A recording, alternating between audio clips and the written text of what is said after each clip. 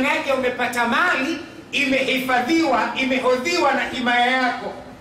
Amepata nyumba, maana yake umehodhi mamlaka ya ile nyumba. Kupatwa kwa jua, nani amehodhi mamlaka ya jua? Sijui nimeeleweka maelezo yangu. Kidogo hapa nataka tujifunze na Kiswahili.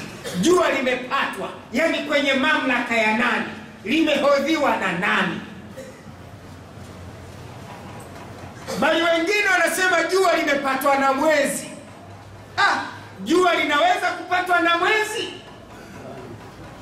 Linawezaje kupatwa na mwezi? Kwa sababu kutoka duniani kwenda kwenye mwezi ni umbali wa maili 67 milioni, from the bottom of the earth. Kutoka kwenye jua, kutoka kwenye dunia kwenda kwenye jua inakadiriwa maili milioni 93, from the bottom of the earth.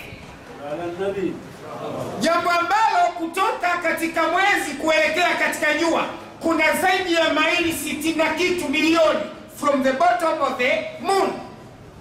Inawezekanaje jua linahodhiwa na mwezi, vitu vilivyo na umbali wa zaidi ya milioni 33 milioni? Sijui naeleweka vizuri na nifahamu ninachokisema? Tunaangalia kwanza lugha ya Kiswahili juu ya neno kupatwa.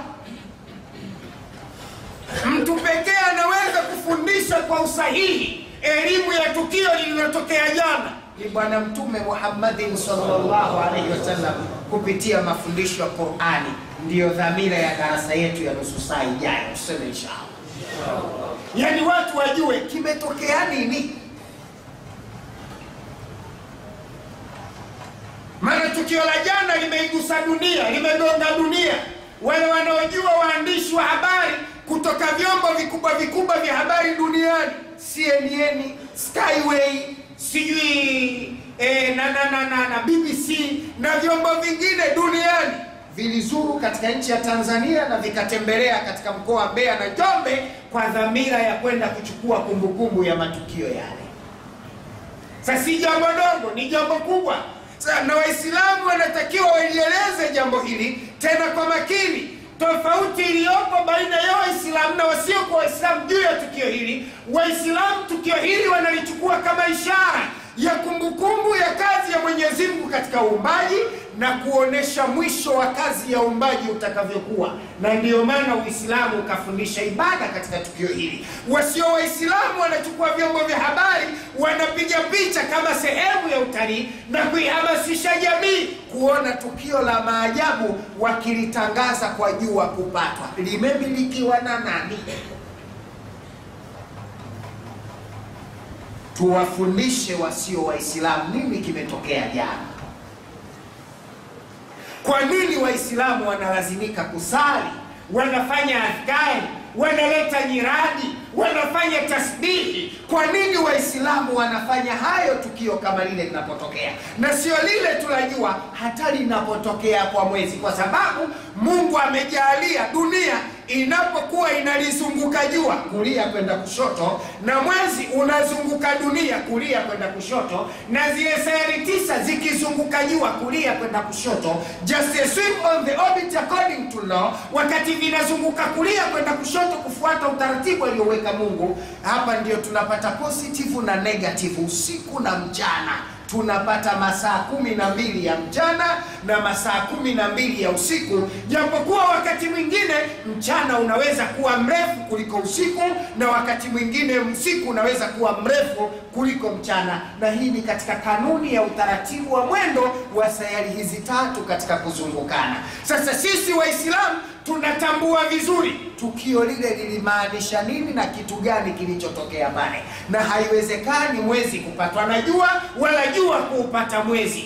Labda lugha nzuri ingetumika mwezi kuupita jua au jua kupita mwezi, na sio kupata.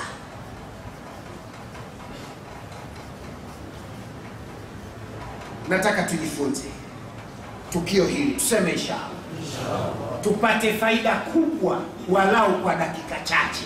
Waislamu tumesifiwa ndani ya Qur'ani kuwa sisi ulil albab, watu wenye akili. Mtu mwenye akili manake ni msomi. Huwezi kuwa na akili alafu wewe hujui kusoma, lazima uwe msomi. Lakini ukiacha tukio hili kama nilivyoeleza, ndugu zangu Waislamu, kitu kingine ambacho nataka nikiguse leo ni jambo jingine ambalo hivi sasa dunia imekuwa ikigonga vichwa kutokana na mafundisho sahihi ya alama ya Mwenyezi Mungu juu ya mabaki ya ukweli wa utume wa Mtume Muhammadin sallallahu alaihi wasallam. Tukio ambalo Bwana Mtume sallallahu alaihi wasallam alilifanya mnamo mwaka wa 583. Nisikilize vizuri watu wa historia. Tukio ambalo Bwana Mtume Muhammadin sallallahu alaihi wasallam alilifanya mwaka wa 583, Muhammad akiwa na umri wa miaka 12 kabla hajatangazwa rasmi na Allah kuwa mtume. Tukio hili linapatikana katika nchi ya Jordan. Ni tukio muhimu sana na kila Muislamu nataka ajifunze juu ya tukio hili. Na hapa ndipo tunapojifunza kwamba Uislamu ni dini ya kweli. Na lau kama tukio hili lingetokea kwa wasiokuwa Waislamu, alama hii ingebaki kwa wasiokuwa Waislamu, basi Waislamu tusingelala usingizi usiku wala mchana, na ingekuwa promo ya ajabu katika vyombo vya habari vya dunia namna alichokifanya Yesu ulimwenguni. Lakini kwa kuwa kafanya Mtume Muhammad, dunia imenyamaza kimya, inaona hofu kulitangaza kwa kina, kwa sababu billions za watu wataingia katika Uislamu. Bwana Mtume Muhammadin sallallahu alaihi wasallam mwaka wa 583, kama unakumbuka vizuri, akiwa na umri wa miaka 12, alifanya ziara na msafara mkubwa wa Waarabu akiwemo na baba yake mdogo, uliomtoa mjini Maka akielekea katika nchi ya Sham, na hii ilikuwa ni safari ya kibiashara. Rejea vizuri katika kumbukumbu, Muhammad alifiwa na baba yake akiwa tumboni mwa mama yake ana umri wa miezi 6 mimba. Kumbukumbu ikupe sawa kwamba Muhammad alifiwa na mama yake akiwa na umri wa baina ya miaka 3 na 4. Nenda tena mbele kidogo, baada ya kufariki kwa mama yake, Muhammad alilelewa na babu yake, mzaa wa baba yake. Mzee huyo alikaa na Muhammad mpaka Muhammad alipotimiza umri usiozidi miaka 8 mpaka 9, hapo akafariki babu yake. Utawala ama ulezi wa Bwana Mtume ukaondolewa mikononi mwa babu yake. Baada ya kufariki, akalelewa na baba yake mdogo, baba wa Sayyidina Ali bin Abi Talib. Alipokabidhiwa mikononi mwa mzee huyu, mzee Abi Talib akamlea Mtume sallallahu. Miaka 3 baadaye, Abi Talib alipata safari kuelekea Sham, safari ya kibiashara, na hapa ilibidi lazima asafiri na mtoto wake huyu mwenye umri wa miaka 12, kwa sababu ndio alibaki dhamana pekee ya mtoto wake huyu. Bwana Mtume sallam akaongozana na baba yake kusafiri katika nchi ya Sham.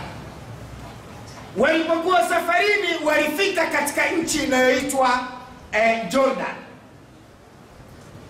Hapa Bwana Mtume Muhammad sallallahu alaihi wasallam kwa mara ya kwanza Mungu alithibitisha kwamba Muhammad sio mtu wa kawaida.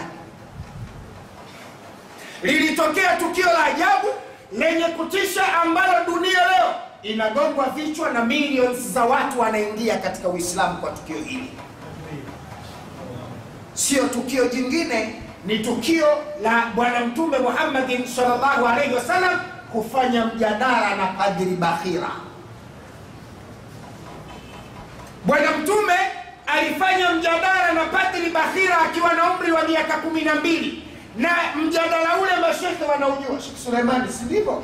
Na ulifanyika Muhammad akiwa na miaka 12, na ulikuwa ni mwaka wa 583, na haukufanyika mjadala ule katika ardhi ya Maka. Mjadala ule ulifanyika katika ardhi ya Jordan, kilomita 300 magharibi mwa mji mkuu wa Jordan, jangwani.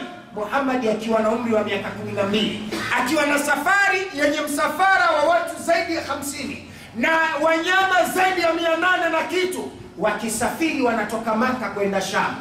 Wakati huu Padri Bakhira akiwa na msafara wa watu wasiopungua 21 anatoka katika nchi ya Turki amekwenda katika nchi ya Jordan kupiga dawa. Anawahamasisha watu wa Arabu na mataifa mengine wawe wa Kristo. Bahira alikuwa ni Mkristo wa kanisa la Eastern Orthodox. Sijui naeleweka vizuri. Alipofika hapa akalazimika kuweka kambi. Akaweka kambi katika njia kuu inayotoka Maka na manchi nyingine za Kiarabu kuelekea katika nchi ya Sham. Alipouona msafara wa watu kadhaa, akawaalika watu wake, kuwaalika wale mabwana wakubali kutembelea katika hema yake, mahala alipoweka tenti, ili kila msafara anaukaribisha chakula na kupiga dawa ili waingie katika Ukristo wa Eastern Orthodox.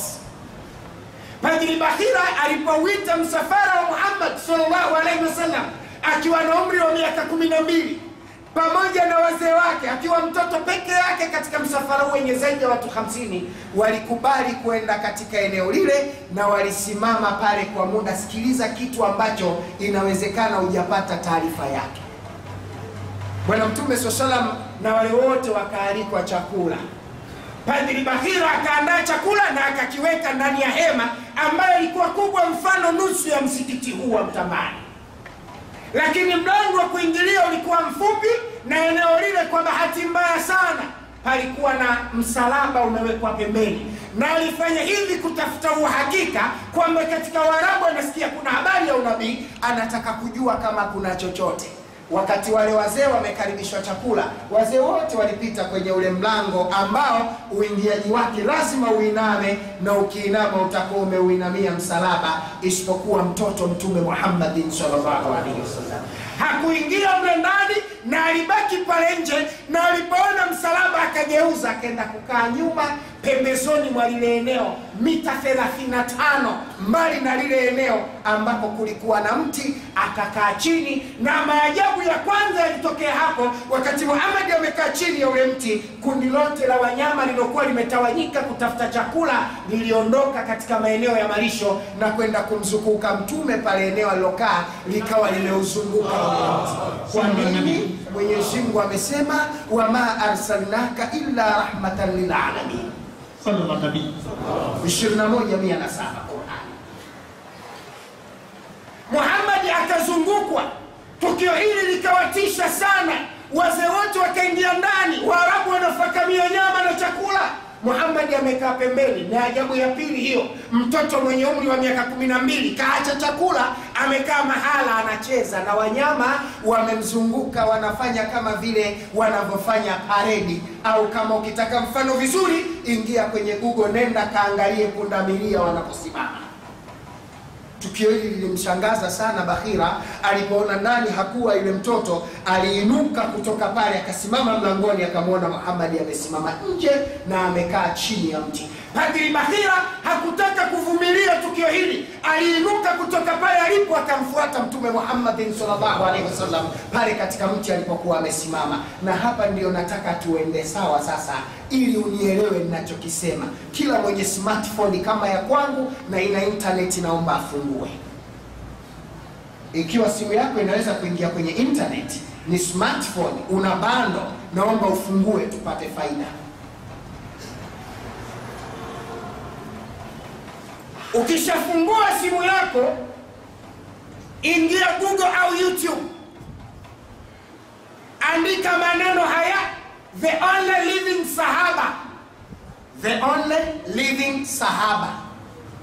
The only living Sahaba. Google au YouTube. Maana haya si maneno ya Dr. Sule tena, na imamu na kuruhusu ingia hapo.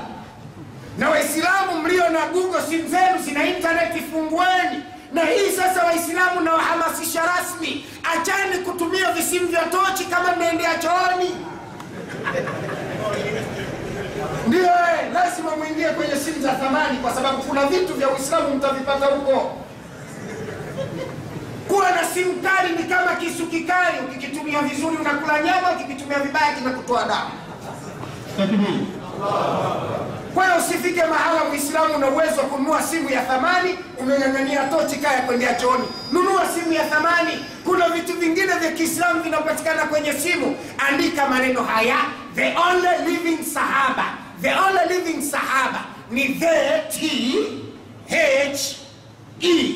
Unaacha space, unaandika ONLY, inakuwa the only. Kwa Kiingereza maneno haya kwa Kiswahili wa pekee. The only maana yake ni wa pekee. Living unaandika LIVING. The only living itakuwa wa pekee aliye hai. Sahaba andika swahaba. Ili swahaba mwanafunzi wa Mtume. Ukiandika swahaba, sahaba, sahabi, whatever, andika hivyo. The only living sahaba maana yake kwa Kiswahili swahaba pekee wa Muhammad aliyebaki hai. Sio maneno yangu, maneno ya Google. Sio maneno yangu, maneno ya internet. Dunia inakubali kwamba yuko swahaba wa Mtume amebaki hai mpaka 2016 tarehe 2 mwezi wa 10 mwezi wa 9 2016. The only living sahaba.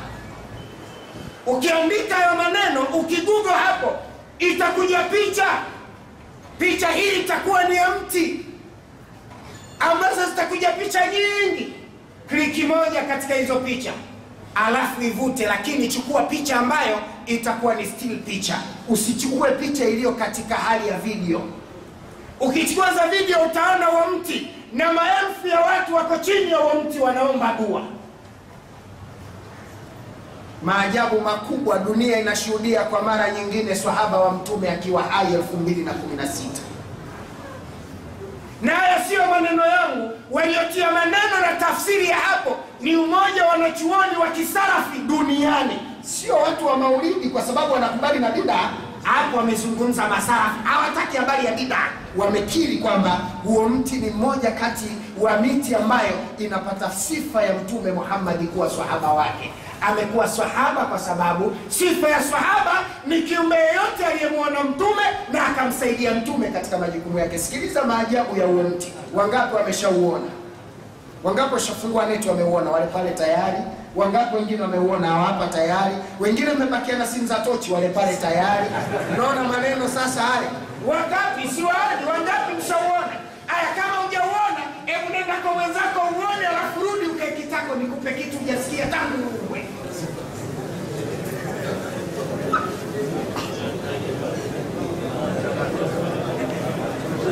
Imamu naye kishauona.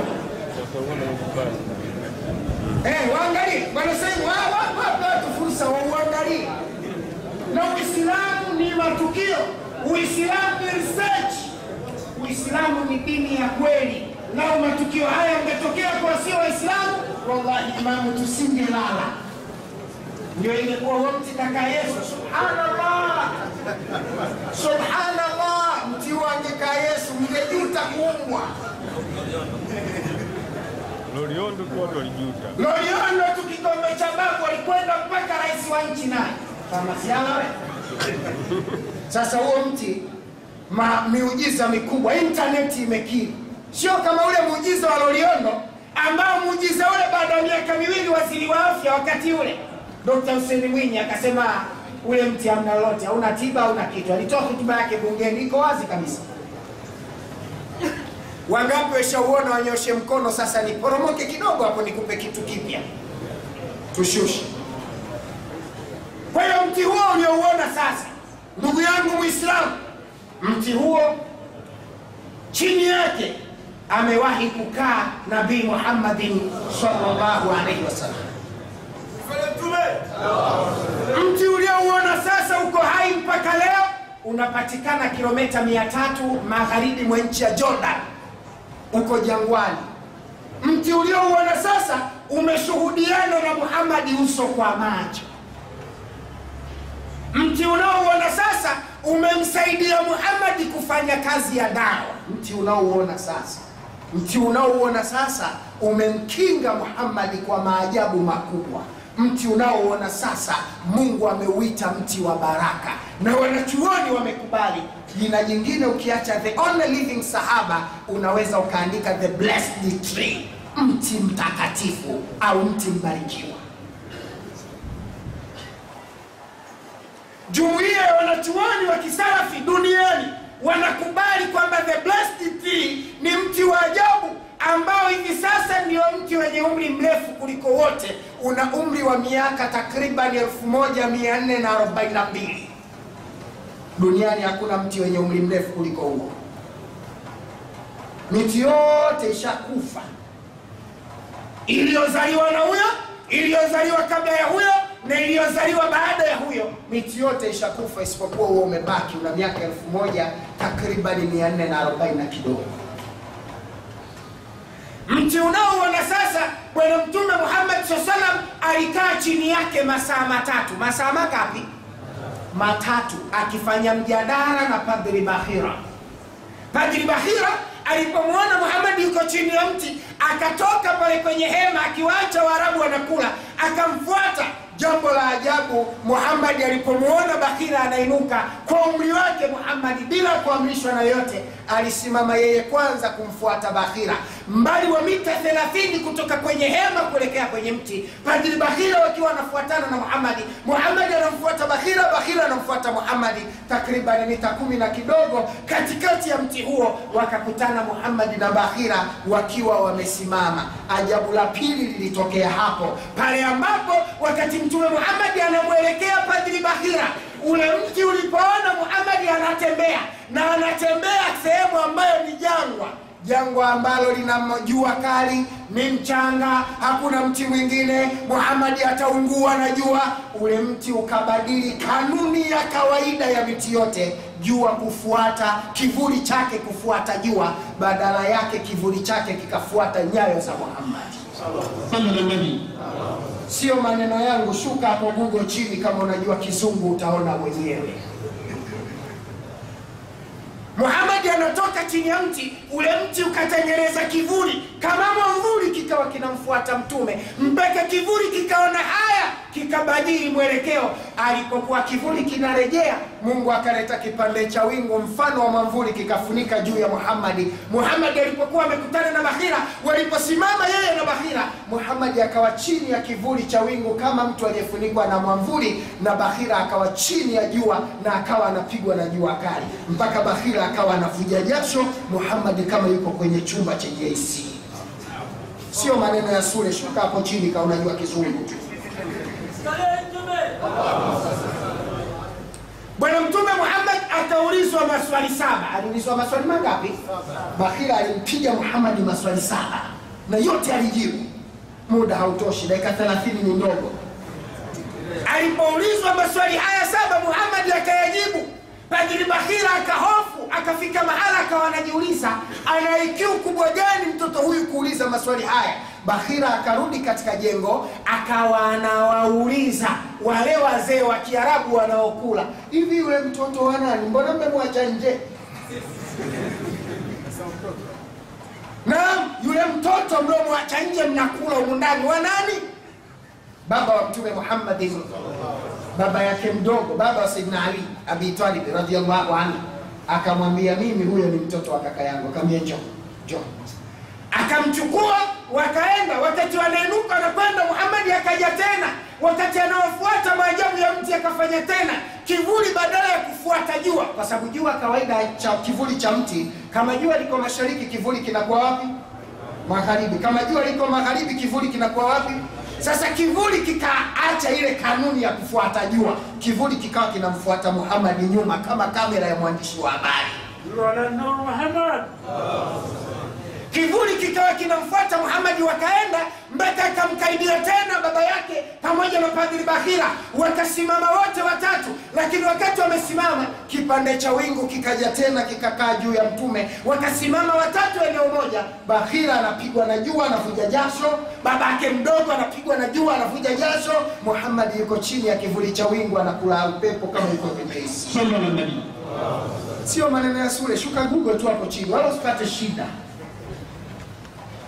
Bwana Mtume Muhammad sallallahu alaihi wasallam akawa anahojiwa maswali. Padri Bahira alipoyaona haya, akamwambia huyu mtoto wako si wa kawaida.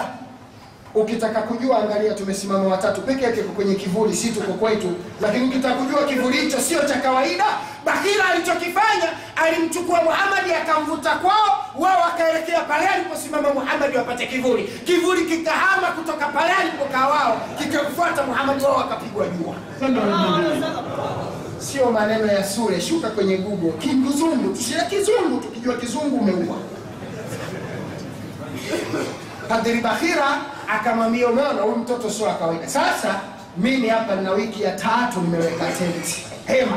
Nia yangu ni kutaka kujua kwa Waarabu kama kuna nabii anakuja, kwa sababu nilioteshwa ndoto mimi nitakutana na mtume atakayekuja baada ya Isa, na nitakutana naye chini ya mti. Na leo nimethibitisha yule mtoto ambaye Mungu kanionyesha katika ndoto, aliyethibitika katika Torati na Injili, huyo atakuwa ndo huyu mtoto wako. Anaitwa nani? Akaambia aitwa Muhammad. Akasema naam, katika Torati ameitwa Ahmad.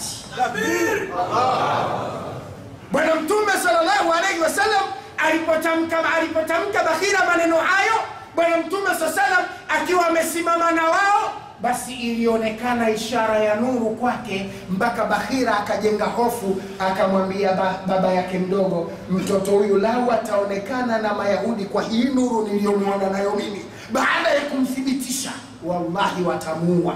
Mimi Mkristo na mapenzi na mtume atakayekuja baada ya Isa, na kushauri mtoto huyu mrudishe nyumbani. Kisa kiko hivyo, sio Suleiman? Mrudishe nyumbani mtoto huyu, maana uko anakokwenda Sham Mayahudi wakimuoa na watamuua tu. Padri Bakhira akalazimika kumshawishi babake mdogo ili wamrudishe nyumbani. Bwana Mtume hakurudi tena ndani kwenda kusujudia sanamu, wakampelekea chakula pale ili akae. Akafuatwa pale tena Mtume akaulizwa maswali 10, jumla yakawa 10 na ngapi? Kumbe tunakwenda sawa. Yakawa mangapi? 17. Mtume alihojiwa na yote akayajibu. Alipomaliza maswali haya 17 Mtume kuyajibu, Bwana Mtume akafungishwa safari na babake mdogo akarudi, na wale wakaendelea safari. Maajabu yakabaki katika ule mti. Yasikilize maajabu gani? Ajabu la kwanza, ndo mti pekee uko hai tangu wakati huo mpaka leo. Mita 50, kilomita 50, kilomita 50, km, kilomita 50. Ukisikia kilomita 50 ni kama Dar es Salaam karibu na Chalinze au maeneo ya Mlandisi. Huku kama unakwenda Mkuranga mbele huku kama unakwenda Bagamoyo karibu mbele huko Zinga wapi sijui. Na huku kama unakwenda Kisarawe tu huko ndani ndio unakokwenda unaikuta. Umbali huo kuanzia wakati huo Mwenyezi Mungu ametia baraka katika mti ule, imekufa yote. Umebaki huo tu ambao Muhammad alikaa chini tangu wakati huo na uko hai mpaka leo. Na ndo mti pekee kwa mwaka unazaa mara 2 matunda yake. Hauna kiangazi wala masika, haupukutiki majani yake wala hauzeeki. Vile unavyouona ndo uko hivyo hivyo, na una ukubwa usiozidi mita 3.5 kwenda hewani. Maajabu mengine yanayopatikana katika mti huu, kwa sababu Muhammad alikaa chini masaa 3, Mwenyezi Mungu ameutia maajabu makubwa mti huo. Ajabu lake jingine, chini ya mti ule kuna kivuli kilichowekwa na Mungu mwenyewe, mita 30 kuzunguka ule mti. Kama hivi mti msikiti ndio ungekuwa mti, mita 30 mashariki, mita 30 magharibi, mita 30 kusini, mita 30 kaskazini, kuzunguka ule mti. Hakupigwi na jua. Yani ukiingia ndani ya mita 30 ya ule mti, yani kabla hujaufikia ule mti mita 30, wewe unaingia eneo lenye amani ambalo halipigwi na miale ya jua usiku wala mchana. Liwe jua lolote, liwe la kupatwa, liwe la kawaida, halipigi pale. Miale yake umeingia kwa amani na salama. Ulimkinga mtume masaa 3 kwa jua, Mungu ameuwekea kivuli tangu Muhammad ameondoa nyayo yake pale mpaka kesho kutwa. Sio maneno yangu sure, Google tu hapo chini, kizungu tu ndio shida. Ukiteremka hapo na kizungu umekula vitu. Maajabu mengine yanayopatikana katika mti ule, pamoja na kuwa umezuiwa hivyo, ukikaa chini ya mti ule ukiomba dua yoyote kwa idhini ya Allah inakubalika, na Mungu anatoa majibu kwako kwa papo. Watafiti waliokwenda na Google wanaeleza pale chini maajabu yanayopatikana kwenye mti ule. Kuna watu walikwenda wakiwa wacha Mungu wanafanya ibada, mtu ananyanyua mikono anamuuliza Mungu, mimi wa motoni wa peponi, na sida nafu Mungu anamjaza usingizi, akiamka kaota anakwenda motoni.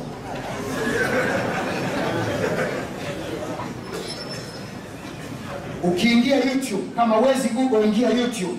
Ukiingia YouTube, ukikliki picha za video utaona maelfu ya watu wanakwenda pale kuomba dua chini ya mti ule mahala alipokaa Mtume Muhammad. The only living sahaba. Just imagine leo ungekaa mbele ya Abu Bakari Siddiq, alafu unaomba dua, yeye anaitikia amina, dua yako ingekwaje?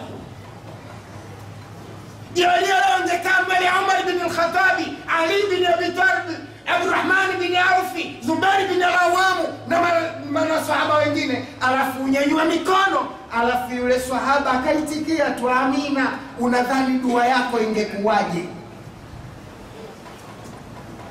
Sasa wanachuoni wa kisalafi na wa Kiislamu duniani kwa ujumla wao wameupa mti huu hadhi ya sahaba. Unaitwa the only living sahaba, sahaba aliyebaki hai wa pekee wa Mtume Muhammad. Tunatakiwa tujifunze Uislamu. Ndugu zangu Waislamu, kuna maajabu mengi chini ya ule mti, lakini muda hautoshi. Sasa tuwaambie watu, jua linaweza kuguswa na mwezi likapatwa. Tumesema jua liko miles 93 milioni from the bottom of the earth, na mwezi uko 67 milioni from the bottom of the earth. Lakini maajabu yaliyopo, sikiliza hiki wewe Muislamu, jua kwa muda wa dakika moja linazalisha umeme kilowatts milioni 17 milioni.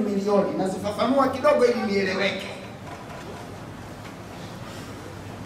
Jua linatengeneza nguvu kali lenye nitrogen, lenye hydrogen, lenye madini nyingi, likifua umeme, likitengeneza kama vile nguvu kali ambayo inazalisha umeme na baadaye kutengeneza kama aina fulani za mabomu ambazo zinajibutua lenyewe na kujizalisha upya chembe zake na kufanya miale yake kutupa katika maeneo mengine na kufanya gravitation force, nguvu ya mvutano baina ya jua na sayari 9 zinazozunguka jua. Jua letu hili tunaloliona liko katika galaxy inaitwa Milky Way Galaxy. Nisikilize vizuri hapa sasa, naongea na watu wa chuo kikuu kidogo. Jua letu hili liko katika galaxy inaitwa Milky Way Galaxy, the Milky Way Galaxy. Milky Way Galaxy ni moja kati ya magalaxy 7 makubwa, ikiwemo M33 Galaxy. Milky Way Galaxy ambayo ndio galaxy iliyo pamoja na jua letu hili, galaxy hii imekusanya majua milioni 100. Majua milioni 100. Huyu bwana jua wetu ana ndugu zake milioni 99,999,000. Nisikilize vizuri. Huyu jua wetu unayemwona aliyepatwa jana ana ndugu zake milioni 99,99,999. Ndugu zake hao majua, wako wakubwa kuliko yeye na wapo wadogo kuliko yeye, wapo wenye mwanga mkali kuliko yeye, wapo wenye mwanga mdogo kuliko yeye. Ukitaka kuwajua wenye mwanga mkali na mwanga mdogo ndugu zake jua huyu, usipate shida, nenda kwenye neti, andika maneno haya: John D. Fix, John and Thomas T. Army, ndo pazuri zaidi. Andika Thomas T H A M A S T H O M A S, afu naacha space, unaandika T, afu unaandika A R N Y, una click okay, alafu tafuta the third edition toleo la 3 2002 mwaka 2002 ya An Introduction of Astronomy. Ukiklik hicho kitabu, nenda ukurasa wa 27, utaona maajabu yako hapo. Kuna majua milioni 100 kwenye Milky Way Galaxy. Kuna majua mengine ukubwa wake, hili jua letu kwa namna hayo yalivyo makubwa, ikitokea jua letu litakosea njia likagongana na huyo kaka yake, itakuwa ajali ya pikipiki, ya bodaboda na treni, zote ziko 120. Sijui unanielewa?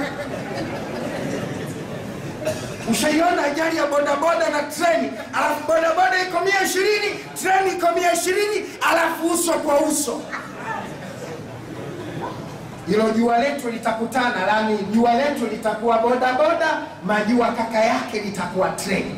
Kuna majua mengine kwa ukali wake yamelazimika kuwa meusi badala ya rangi nyekundu. Kuna majua mengine yamekuwa ya bluu. Kuna majua mengine yamekuwa meupe. Kuna majua mengine rangi ya uzurungi.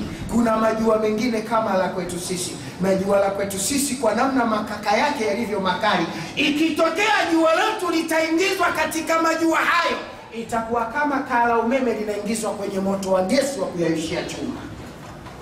Yani la kwetu pia linaunguzwa. Jua letu linazalisha umeme kwa muda wa dakika 1 kilowatts. Sikiliza wewe uliyezoea umeme wa TANESCO na kwenda na wewe, kilowatts milioni 17 milioni.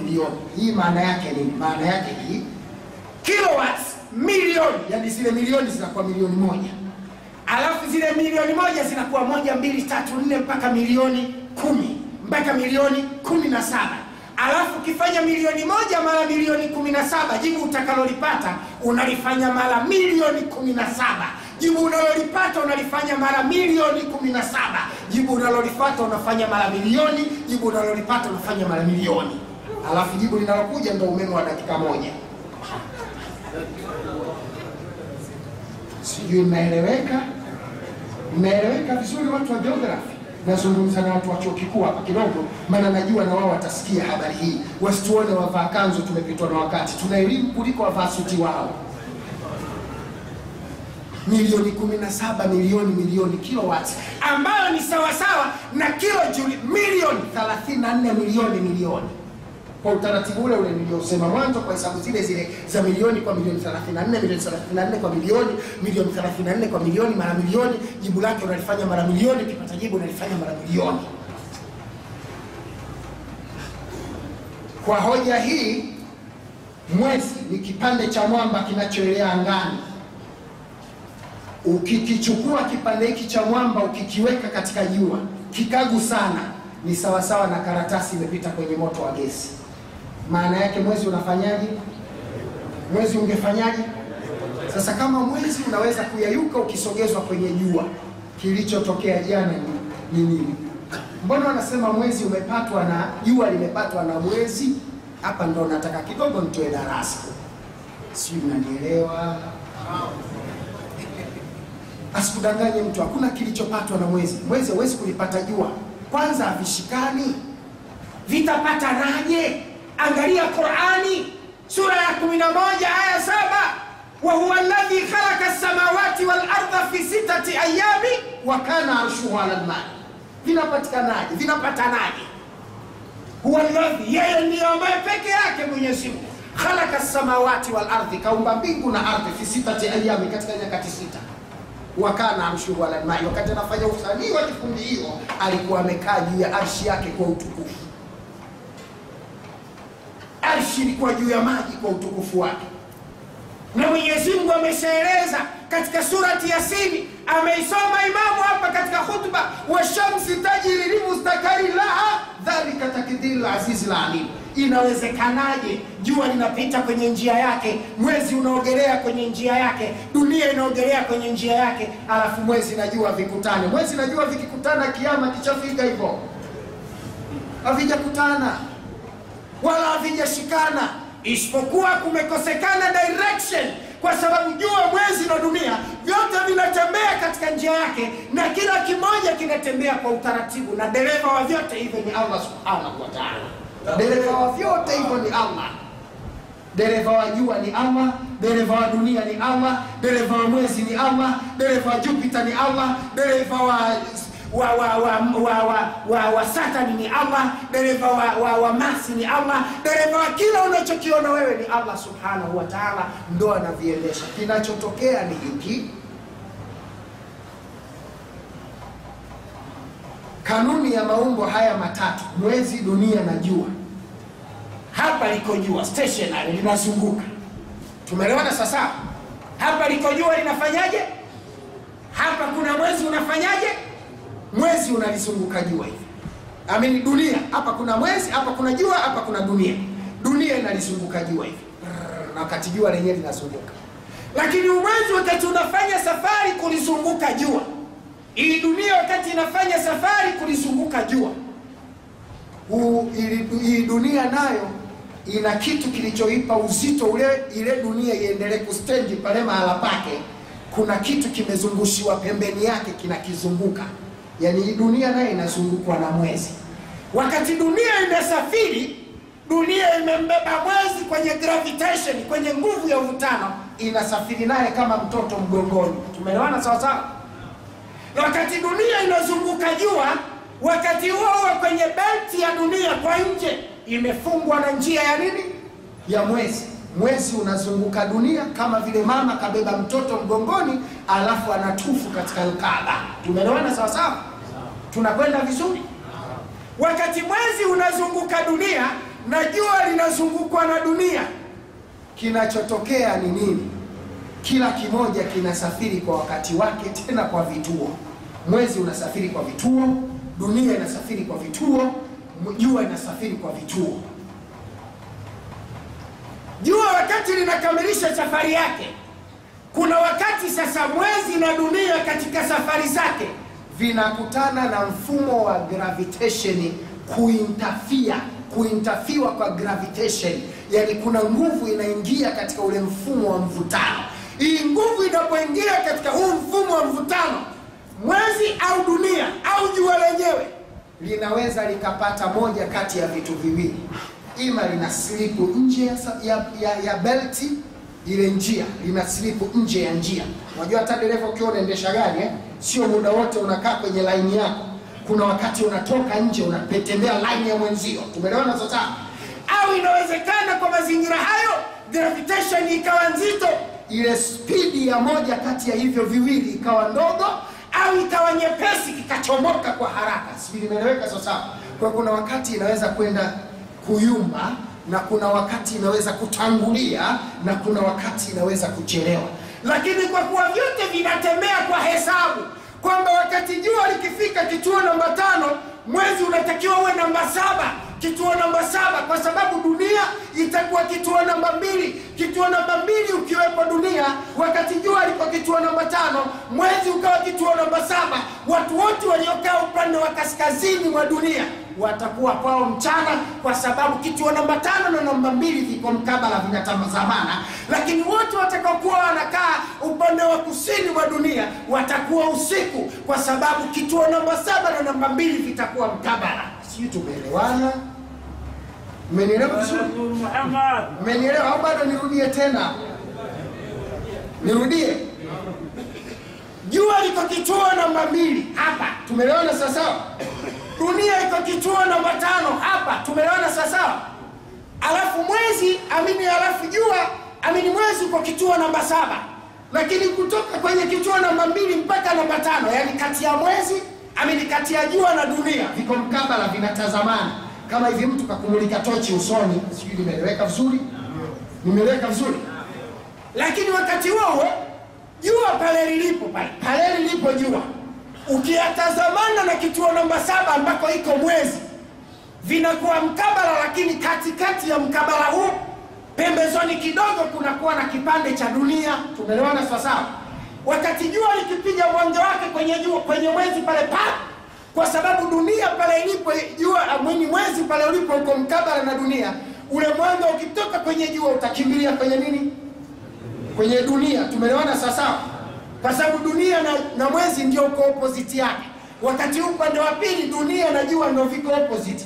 Kwa hiyo hapa palipo dunia na jua opposite, hapa panakuwa mchana. Hapa palipo mwezi na dunia opposite, hapa panakuwa nini? Usiku. Tumeelewana sawa sawa? Sijui mnanielewa vizuri? Sasa ikatokea katika safari ya dunia pamoja na mwezi, ima jua limechelewa au mwezi umewahi au dunia imechelewa kwenda kwenye kituo chake. Maana yake kilicho katikati ya dunia na mwezi lazima kikinge mwanga. Tumeelewana sawa sawa? Kikikinga mwanga, kinachotokea nini? Kinachotokea, hawa watu ambao walipaswa kuupata mchana kwa sababu wangekuwa opposite na jua, watakuwa nyuma ya jua. Kwa maana hiyo watakosa mwanga, kwao itakuwa nini? Ndio kilichotokea jana. Haviwezi kupatana. Kilichotokea tu pale, mwezi jana umefanya kimbelembele, umetangulia. ukatuzuia sisi watu wa dunia tusikutwe na miangani. Kwa nini sasa Uislamu unatutaka sisi Waislamu tukikutwa na tukio hili tusali?